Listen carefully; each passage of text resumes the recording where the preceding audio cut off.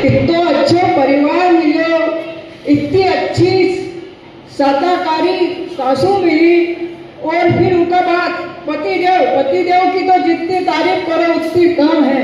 फिर थारे कई तकलीफ, ऐसे उदास मत बैठ यार, कई बात है। अरे मामी साहब कई को अरे काम अतरो है ना, अतरो काम है हमारा घर में, मैं कई हूँ आपने अतरो काम है हमारा घर में, मैं कई हूँ आप कई बताओ। ओहो, कई बताओ है, कई काम है। झाड़ू वाली आयसा, बर्तन वाली आयसा, कपड़ा वाली आयसा, यहाँ तक कि एक टाइम की रोटी बनाने वाली भी आयसा।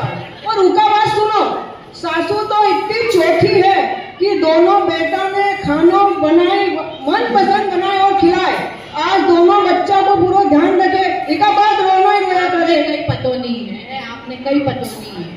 ये आपका छोरा मारा सर्रा मोर, मारा करेजा रा कोर, आपका बेटा सुबह 6 बजे ने उठ जाए, 6 बजे ने उठे तो उठे, 6:15 बजे मैंने चाय दे दे।